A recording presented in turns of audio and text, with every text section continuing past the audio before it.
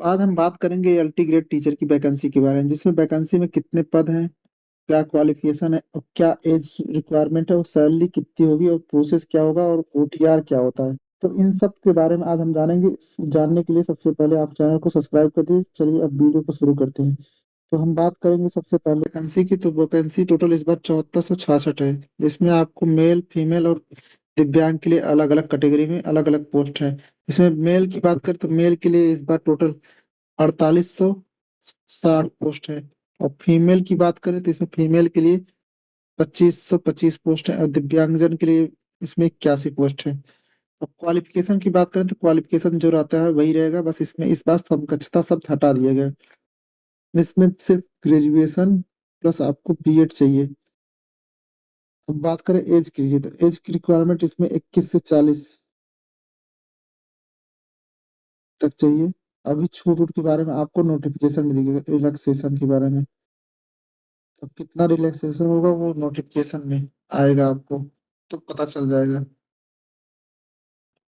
अब बात करें सैलरी की, तो ये ग्रेड पे इसका होता है 4600, जिसका बेसिक हमारा बनता है 44,900। तो आपको वेतन अच्छा खासा है इसमें। हम बात करते हैं प्रोसेस की। प्रोसेस इसका ऑनलाइन होगा। इसमें नो हार्ड कॉपी सेंड, मतलब कोई हार्ड कॉपी सेंड नहीं करना है आपको।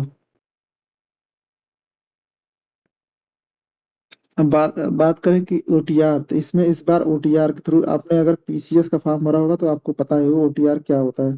तो ओटीआर के बारे में जानने से पहले हम देखेंगे पहले वैकेंसी के बारे में, जो अभी न्यूज में चर्चा का विषय बना हुआ कि आपको उत्तर प्रदेश लोक सेवा आयोग के द्वारा एक विज्ञापन देखने को मिला, जिसमें सहायक अध्यापक प्रशिक्षित स्नातक श्रेणी में पुरुष और महिला 2025 की संक्षिप्त विज्ञापन हेतु मतलब नोटिस है। इस परीक्षा का विस्तृत विज्ञापन आएगा 28/7/2025 को आयोग की वेबसाइट पे, जो कि यहाँ लिखी हुई है।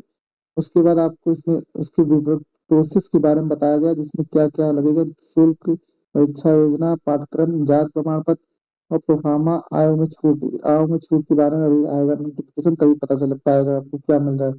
रिक्तियों के विवरण में हमने पहले ही बता दिया आपको। 7466 पोस्ट टोटल है, जिसमें से आपको 4860 मेल, उसके बाद 2525 फीमेल, उसके बाद 81 पोस्ट दिव्यांग के लिए है। इसमें शैक्षिक अर्हता के बारे में भी नहीं आया कुछ। आयु सीमा आपको 1 जुलाई 2025 से काउंट होगा, जिसमें आपको 21 वर्ष प्लस 40 वर्ष इसके बीच में ही रहना चाहिए। अब ऑनलाइन आवेदन की तिथि भी 28 तारीख से शुरू होगी और अंतिम डेट 28/8। टोटल 1 मंथ का समय दिया गया है। इसके बाद आपको इसमें देखिए लिखा हुआ आवेदन है तो इच्छुक अभ्यर्थियों को सलाह दी जाती है कि ऑनलाइन आवेदन प्रारंभ होने से पूर्व एकल अवसरी पंजीकरण, एक मतलब one time registration OTR number प्राप्त करना सुनिश्चित करें, क्योंकि ओटीआर आधारित ऑनलाइन आवेदन ही स्वीकार किए जाएंगे।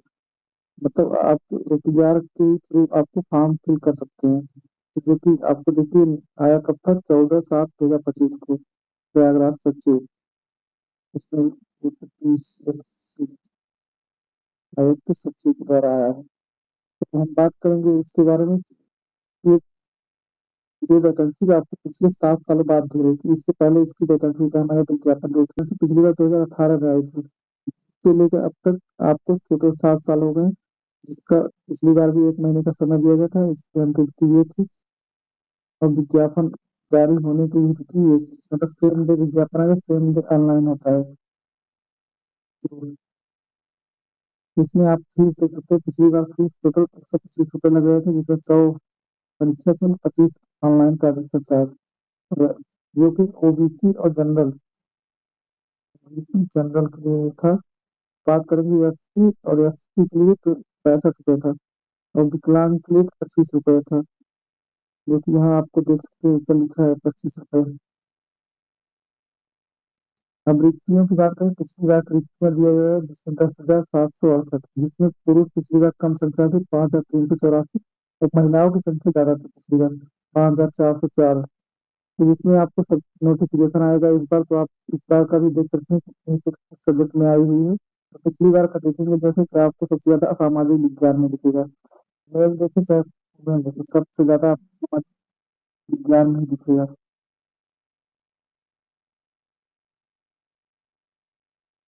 थोड़ा सा जूम करते हैं तो देखते हैं आपको। देखिए इसमें सबसे ज्यादा सामाजिक विज्ञान पे है, फिर कंप्यूटर पे 898। उसके बाद ऐसे सभी सब्जेक्ट का आप स्क्रीन शॉट ले सकते हैं, जानना है तो। नहीं तो फिर इस बार का नोटिफिकेशन आएगा तो आप एनालिसिस कर सकते हैं। और यहाँ आपको पहले ही बता दिया गया वेतन इसका 44,900 से, जिसका इतना रुपये मतलब मैक्सिमम 1,42,000 रुपये है।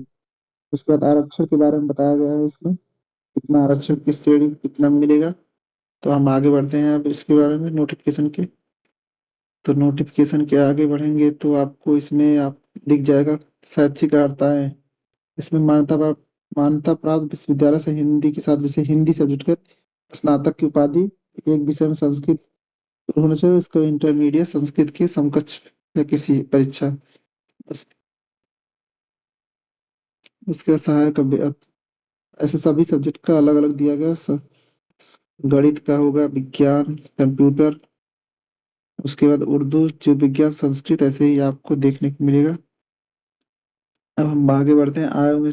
पिछली बार का आय अधिकतम आय छूट, तो पिछली बार भी 21 से 40 वर्ष था। तो देख सकते हैं जैसा कि अब हम आगे देख रहे हैं और आगे क्या दिया गया है। तो अभी ये सब छूट के बारे में ये नोटिफिकेशन में। और क्या यहाँ मिनिमम इफिशियंसी 30% अंक प्राप्त करने होंगे। अच्छा, आपको ये दिया गया है कि न्यूनतम 30% प्राप्त करने होंगे। चांस हुए मिनिमम इफिशियंसी न्यूनतम 40%। ऐसे मतलब आप इस बार की नोटिफिकेशन आएगा तो पढ़ेंगे हम। उसके बाद हाँ, आप बात करें ऑनलाइन, पिछली बार भी ऑनलाइन ही एप्लीकेशन था जिसमें करने के लिए था, और उसमें कोई हार्ड कॉपी भेजना नहीं था। इस बार पिछली बार का प्रोसेस दिया गया है ये। तो हम बात करेंगे आगे। ये नोटिफिकेशन अच्छा कैंडिडेट सेगमेंट के लिए दिया गया है। ये सब आप कोई मतलब है, इस बार आएगा तब आप देखेंगे। तब हम आगे बढ़ते हैं इस पिछली बार नोटिफिकेशन में। तो हम देखेंगे यहाँ, हाँ आपको सबसे बड़ी बात, ये आप अभी से तैयारी में लग सकते हैं इसको देख के, क्योंकि यहाँ आपको सब्जेक्ट दिया गया है। तो आप सब्जेक्ट देख सकते हैं, आपका जो भी सब्जेक्ट हो उस सब्जेक्ट से आप तैयारी शुरू कर सकते हैं अभी से। तो सबसे पहले इसमें देखिए पिछली बार भूगोल का सब्जेक्ट, भूगोल में सबसे पहले आप देख सकते हैं भूगोल का बारे में क्या मतलब आएगा, उसका सिलेबस है ये। भूगोल में अर्थ, विषय क्षेत्र, भूगोल, भौतिक भूगोल, स्थल मंडल, वायुमंडल, जल मंडल, जैव मंडल, मानव भूगोल, ये सब इसके दिए गए हैं। तो क्या आएगा इसमें। उसके बाद इतिहास कहा जाता है। इतिहास में आप देख सकते हैं भारतीय प्राकृतिक इतिहास, संस्कृति और प्रमुख विशेषताएं। उसके बाद सिंधु घाटी है, मौर्य काल, गुप्त काल, चोल, ये सब आपको इसमें डिटेल में दिया गया है। उसके बाद अर्थात इसी प्रकार आपको दूसरे विषय में नागरिक शास्त्र आ जाता है इधर। फिर आता है हमारा विषय विज्ञान, फिर भौतिक विज्ञान, ये टीचर के लिए अलग से दिया गया है। तब हम इसी प्रकार रसायन के लिए भी है। आपका जो भी विषय हो आप पिछला नोटिफिकेशन देख के ही आप तैयारी शुरू कर सकते हैं, क्योंकि वैकेंसी आने के बाद तैयारी करना मतलब आप कई लोगों से पीछे हो जाते हैं। इसलिए अभी से ही तैयारी में लग जाए। बाकी ये आप पे डिपेंड करता है कि आप तैयारी में कब से लगते हैं। ये है गणित विज्ञान का, वो सॉरी गणित का था। ज्यामिति इधर हो गया, उसके उसी में वाणिज्य, फिर आता है लास्ट में ये गृह विज्ञान का सिलेबस दिया गया है।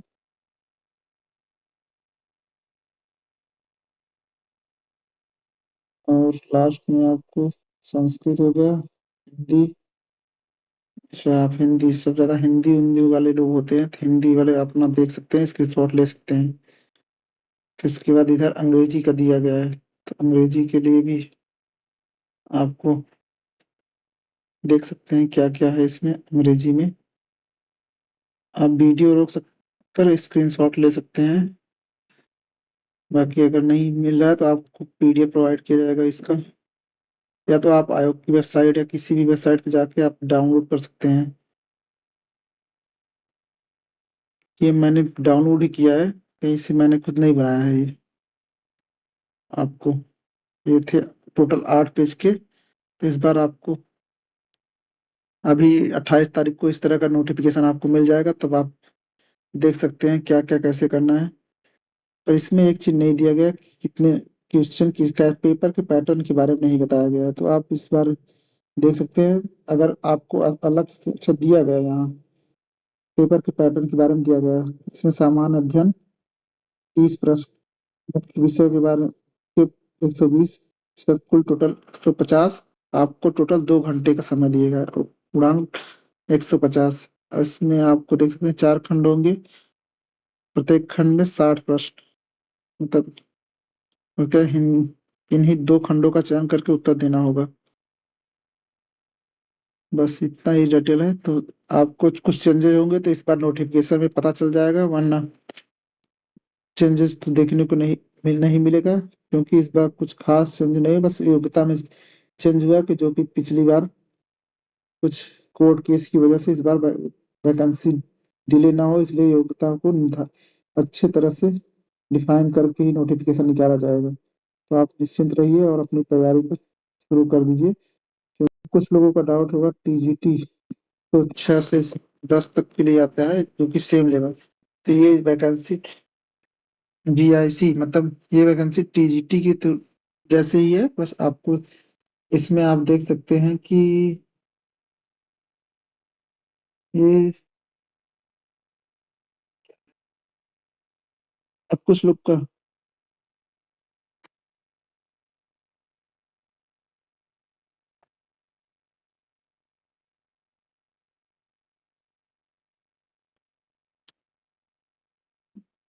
जैसे कि कुछ लोगों का डाउट होगा टीजीटी एंड इसमें एलटी ग्रेड टीचर में क्या अंतर है। तो बता दें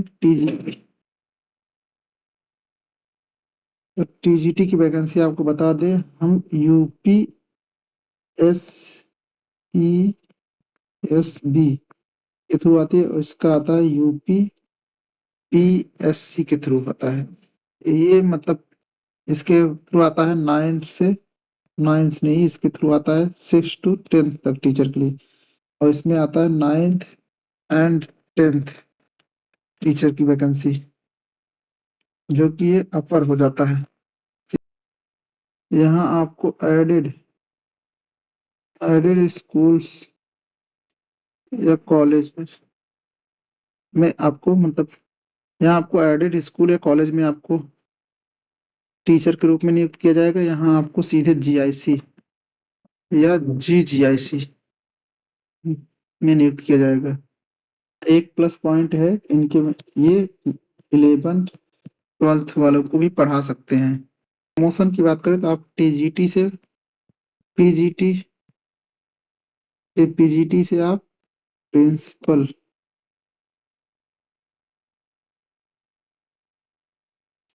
बनेंगे। प्रमोशन की तो इसमें सबसे पहले आपको एलटी ग्रेड के बनेंगे, फिर आप बनेंगे लेक्चरार, फिर आपका प्रमोशन होगा सीनियर लेक्चरार के रूप में, फिर आप बनेंगे प्रिंसिपल। वो भी आप इसमें राजकीय कॉलेज के। और इसमें क्या था, एडेड